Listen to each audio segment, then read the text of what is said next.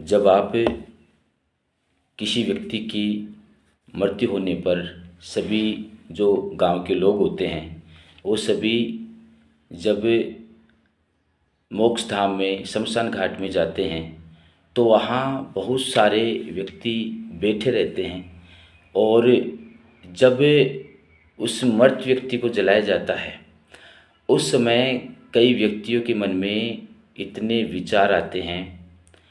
अलग अलग जगह पर बैठ करके कई व्यक्ति एक झुंड के रूप में बातें करते हैं कि जीवन कितना संघर्षपूर्ण है, जीवन में कभी किसी से लड़ाई झगड़ा नहीं करना चाहिए, जीवन में किसी दूसरे को परेशान नहीं करना चाहिए, किसी को दुखी नहीं करना चाहिए, चाहे वो ज़मीन की लड़ाई हो, चाहे वो पारिवारिक हो और चाहे सांसारिक कैसी भी लड़ाई हो, उसमें ऐसा नहीं करना चाहिए। ऐसे लोग बातें करते हैं जहाँ हम एक ऐसी जगह बैठे होते हैं जो पवित्र जगह है, वहाँ लोग ऐसी बातें करते हैं।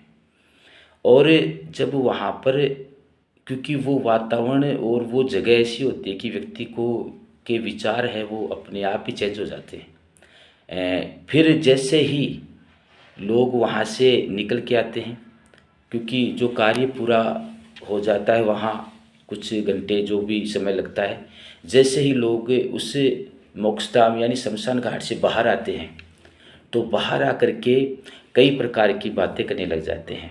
अंदर उनके विचार कैसे थे कि भाई किसी से लड़ाई झगड़ा न करें, लेकिन बाहर आते ही वही सांसारिक, वही पारिवारिक, वही ज़मीनी, वही चीज़ें उनके साथ होने लग जाती हैं। बाहर आते ही परिवार का मैटर है, वो ज़मीन का मैटर है, क्या लेके आना है, क्या नहीं लेके आना है, परिवार में क्या चाहिए क्या नहीं चाहिए, वही सांसारिक पारिवारिक समस्याएं चालू हो जाती हैं। एक बार मैं शमशान घाट में था तो उसमें लोग बातें कर रहे थे। फिर जैसे ही बाहर आया तो एक व्यक्ति ने तुरंत घर पे फ़ोन लगाया कि क्या लेके आना है। तो घर से फ़ोन आया कि आप अदरक, चीनी, चाय वगैरह लेके आओ।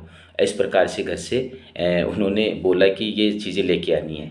तो अंदर क्या विचार थे और शमशान घाट के बाहर क्या विचार हो रहे हैं, यानी ये व्यक्ति की सोच के ऊपर निर्भर करता है। व्यक्ति जैसे वातावरण, जैसी जगह रहेगा, उसके विचार वैसे हो जाएंगे। तो ये चीज़ें हमें अपने एक यथास्थान पर रहते हैं वहाँ ऐसी चीज़ें सोचते हैं।